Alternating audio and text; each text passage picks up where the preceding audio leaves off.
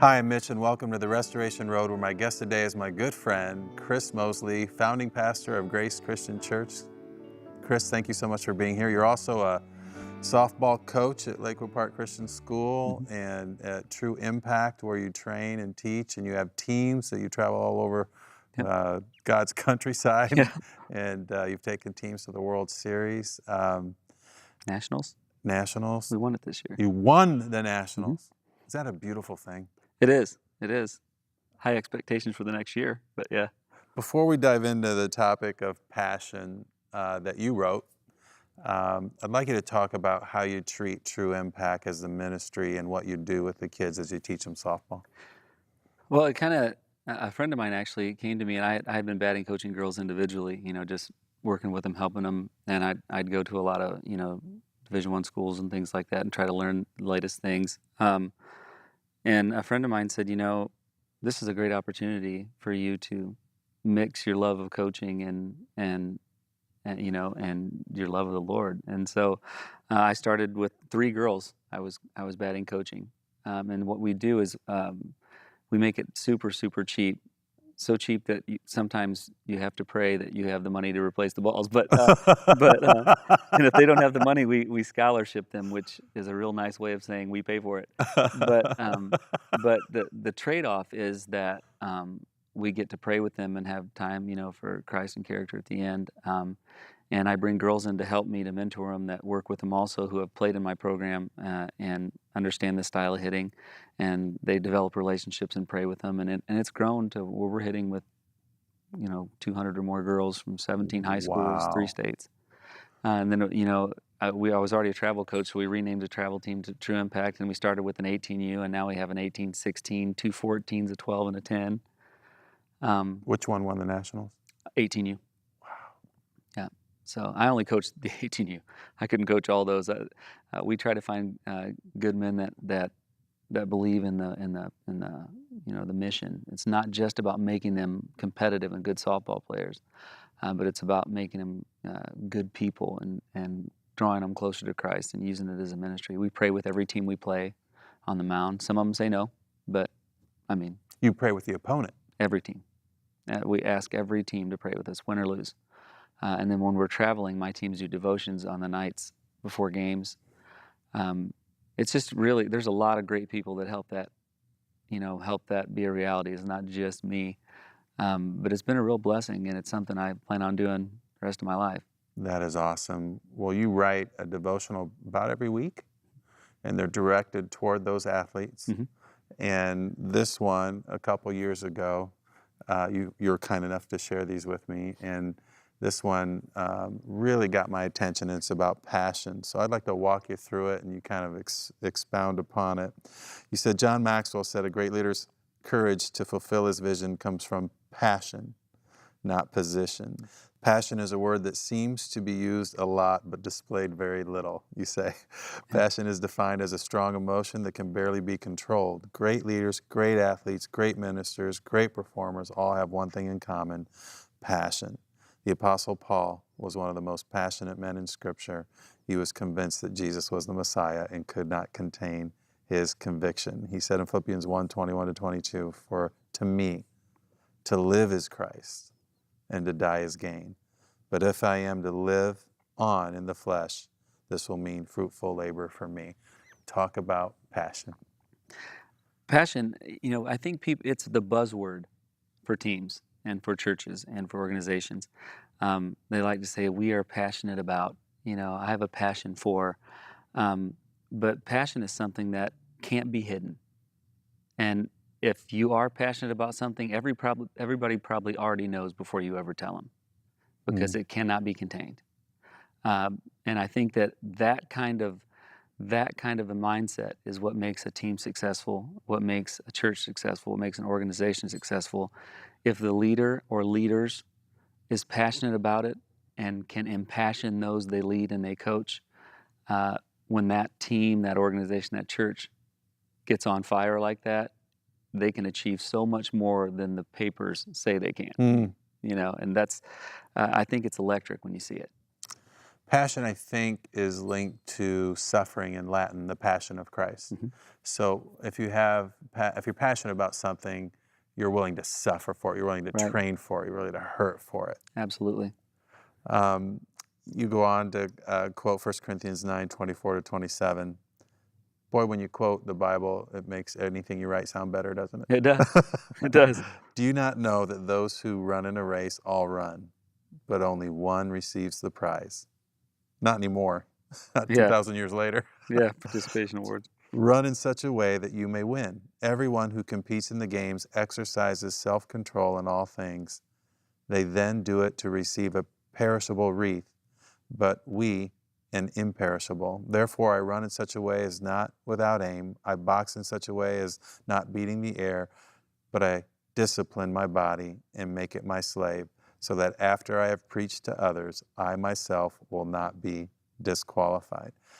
I really think that if you claim to be a Christ follower, that is not an excuse to play a sport poorly. Let's say you're a student Right. athlete. I think that's very much saying my passion is going to cause me to train harder Mhm. and smarter Right. than my opponent. Do you believe that? Oh, yeah. I mean, when people say it's not about winning and losing, it's about how you play the game, I always say that's what losers say. And and I preach that. I preach that. And I had some parents that got mad at me, and I said, "Listen, here, I'm not saying that winning is everything." But the Apostle Paul said, "Listen, I don't do this to get second place." You know, if my girls are playing with everything in them to win that game, they are pouring themselves onto the field and lose. I'm proud of them.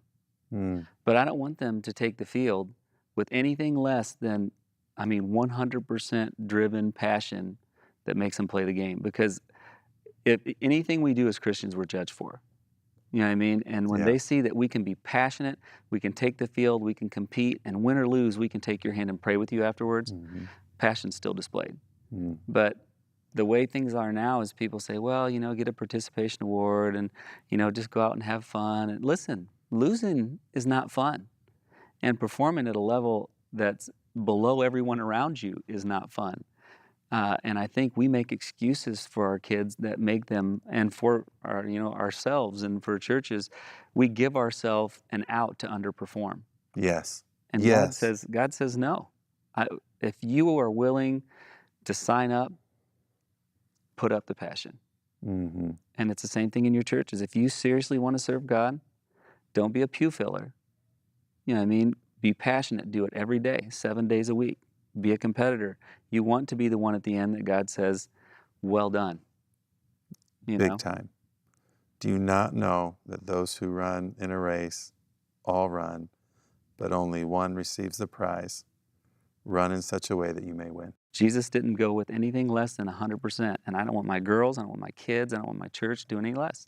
My friend Ernie Bodrab, who won the state championship as the football coach for Bishop Dwenger, loses the Battle of the Bishops in the first game of the season, then runs the table, goes undefeated, wins the state championship. He says, this is not intramurals. Right. And he said, if you want to do all that other stuff and it's not about winning, and everybody's going to play the equal amount of things, that's intramurals. This is different. This is Right. competition. You get that all the time with parents. Parents will say, well, why isn't my daughter playing more? I go, she has every bit the opportunity everyone else does to play more, but she's going to have to earn it because she won't be at her best if I give her something she hasn't earned. Mm. But when she earns her way onto the field, you're going to see a different player and a different person. Yes, absolutely. I don't think you're a good coach if you say, okay, everybody plays 2 innings and then everybody gets stomped because, the kids who are putting the extra time in, the extra practice in, extra time in the weight room, they're losing with the person who isn't. Mm. And it's just not fair to everybody. Mm-hmm. Everybody has, if they put 100% in, they'll be on the field. If they put 50% in, they won't. You write that the question that everyone needs to ask themselves is, what am I truly passionate about? It really shouldn't be a hard question to answer. Simply answer the following questions. What consumes your thoughts, your time, and your conversation? Remember, there can be more than one thing that any one person is passionate about. If that is the case, list the things you're passionate about in order of priority. If you are a believer, I hope our first passionate priority is Christ. If God is your first priority, you have a greater chance of being successful in the other areas you're passionate about. And you quoted David in Psalm 37, verses 4 and 5, delight yourself in the Lord, and he will give you the desires of your heart. Commit your way to the Lord, trust also in him, and he will do it. Mhm. That's passion. People know what they're passionate about, but they second guess themselves. You know what I mean? Um, for instance, I've talked to kids before, and you can talk to them for 5 minutes and know that they're in love with basketball. Mm-hmm. But they're worried about whether they're going to make the team. They're worried about how much playing time they're going to get. And it's the same thing with believers. I see believers who all they talk about is Jesus, and they're excited, and they say, "Have you got involved in anything yet?" "Well, I don't want to step on any toes, and I don't, I don't want to seem like I'm the new guy pushing my way in and stuff like that." And I go, "Listen, if you are really passionate, then go for it. With everything you have, because that's how those people got there, and that's the only way you'll get there." Mm. I just think that, sometimes we become kind of complacent. If you're compassionate, if you're compassionate, you should be that too. If you're passionate, God made you passionate. So he probably wants you to do something with that. Yeah. If you talk to me, it doesn't take 10 minutes to know I love to talk about Jesus. I love sports. I love coaching. Why can't we blend those? Yes. And so that's what you did. That's what I did. If someone is, someone is passionate about Jesus and music, then blend those. Mm-hmm. Jesus and mercy. If you have that heart that wants to, feed the hungry and help, then be passionate about that and do it. That's how some of the greatest organizations ever in this country got started. Is someone was passionate about that.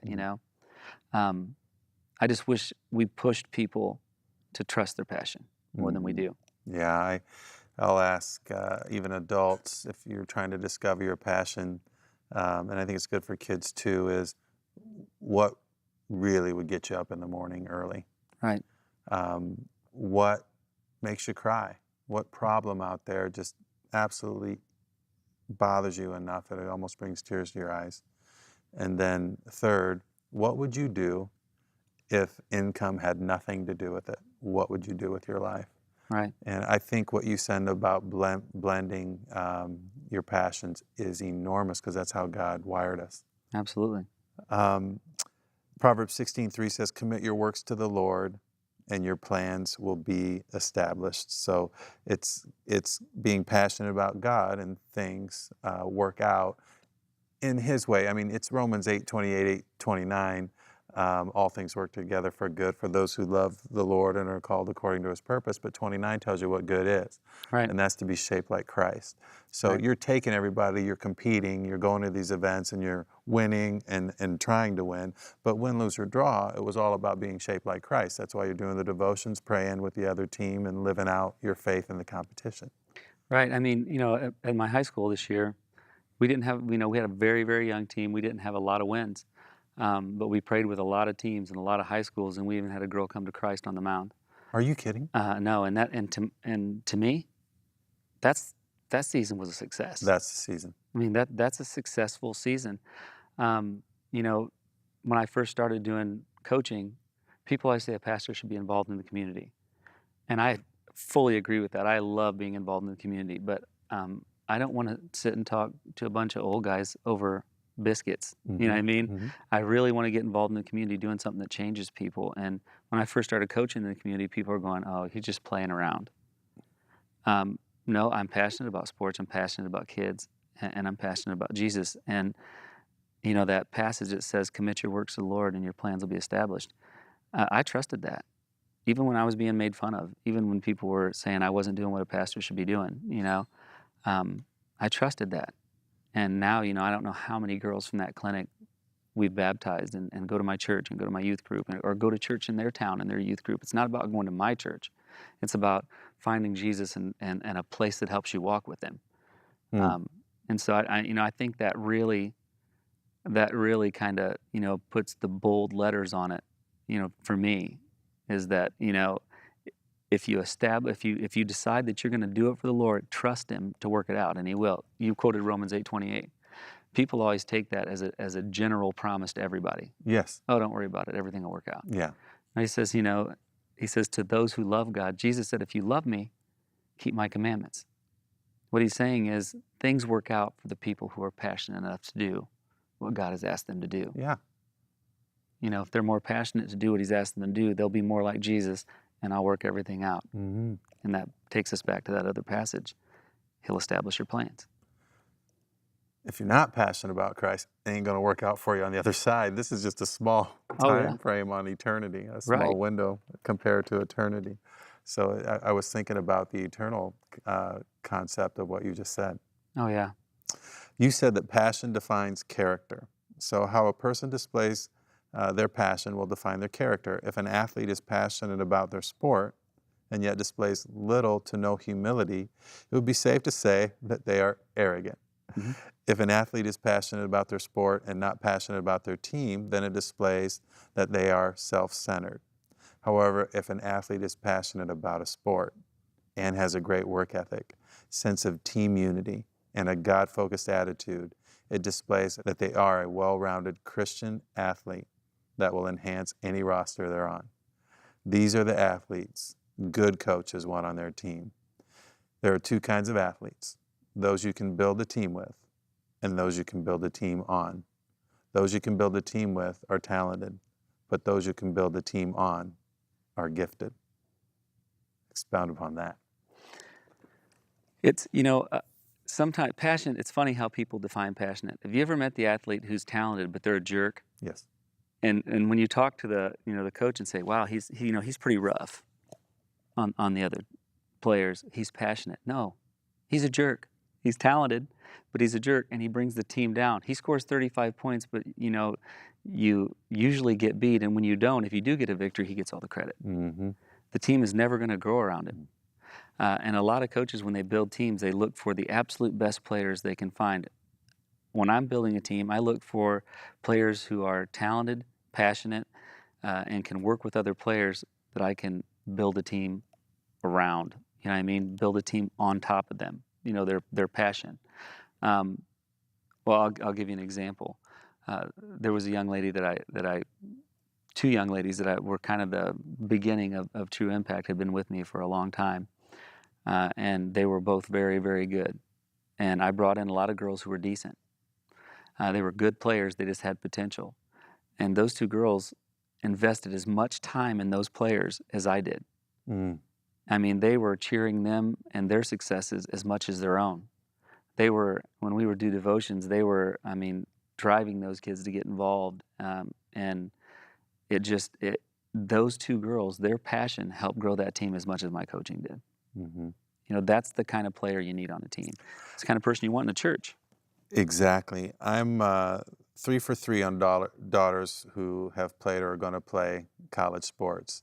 And in all of our conversations with coaches, they talk about enhancing the team environment, Mm-hmm. that working hard and enhancing the team environment with your attitude. Right. Every college coach, I think, fears that they're going to bring in an athlete that will become chemistry poison Mm-hmm. to their team. And so they want to know what the kid is really about.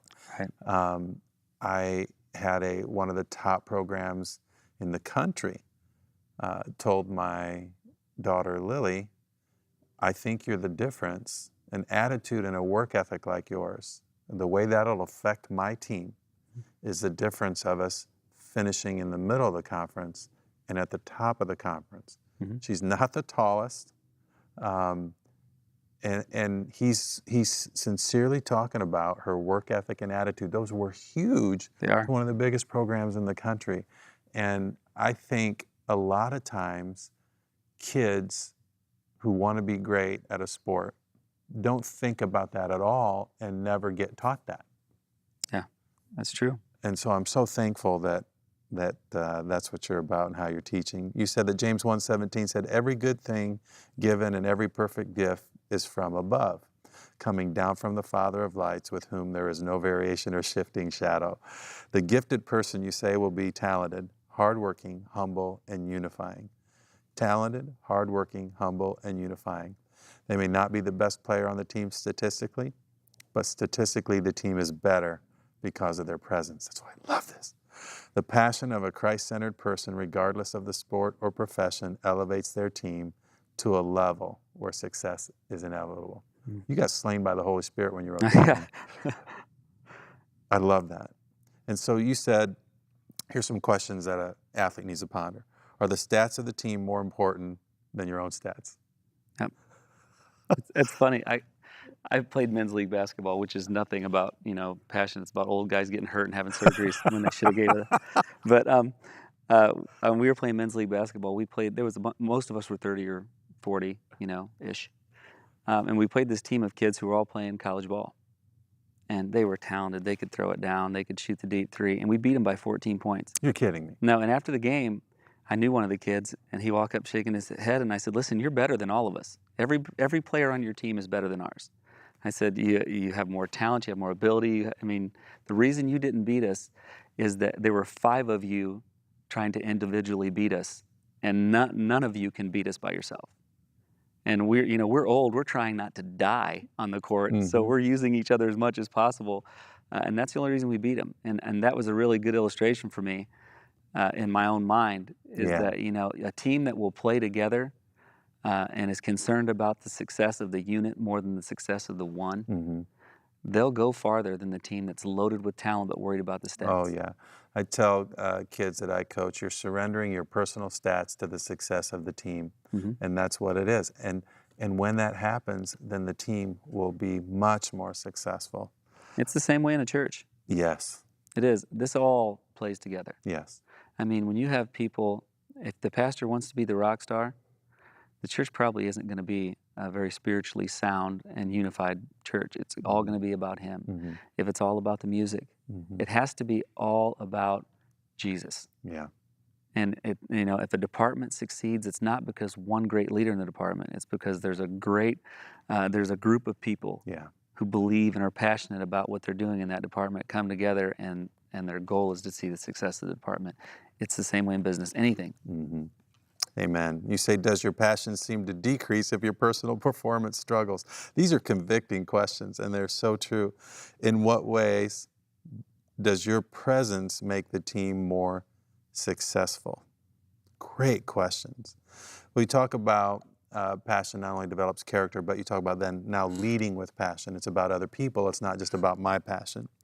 And you said in the book, Lead Like Butler, the author wrote the following: purpose or vision is the steering wheel pointing the car in the right direction, but passion is the engine that makes it go. It's funny. Your daughter is one of those players. Kelsey, I was just starting in coaching. I'd coached travel for a long time. I was just starting in high school. And she could have a terrible game. I mean, she never fell completely apart, but she'd struggle to play it or have an error in the field. And when she came in the dugout, it was all about the team. She would come back to the dugout, high-five the next person, pick me up, and she's to date one of my favorite players I've coached. And I remember, Jamie's going to kill me for this, but Jamie Boudreau, I coached her since she was 11. And we were at a college recruitment, and we had a great night. We had great devotions. We prayed with a lot of people. We were on a spiritual high.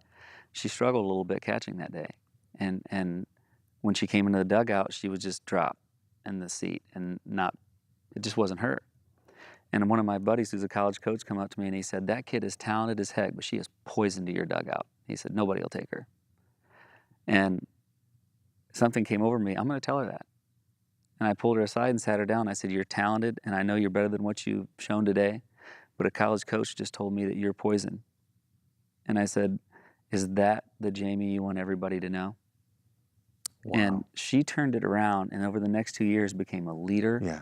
She became, a spiritual leader, a leader on the field. Her and Chloe McRoby, those are the two I've had forever. And they're both playing college softball together, and they are team enhancers. Yeah.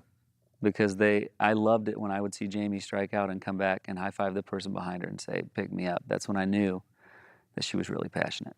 You say that that's the passion that Christ displayed on the cross. You wrote about Romans 5, 6, or 8, for while we were still helpless, at the right time Christ died for the ungodly. For one will hardly die for a righteous man, though perhaps for the good man someone would dare even to die. But God demonstrates his own love toward us, in that while we were yet sinners, Christ died for us. You write that all the practice and strategy sessions in the world will be useless without people with the passion to execute. A team is only as strong as the passionate resolve of the players to perform at their peak. And the same is true in our spiritual lives. We can sing the hymns, listen to the sermons, and attend the youth groups, but without the passion to put your faith into action, it is all useless. Whether in your Christian walk, your athletics, or your profession, we need to execute like those who will answer to God for every word and deed, because we will.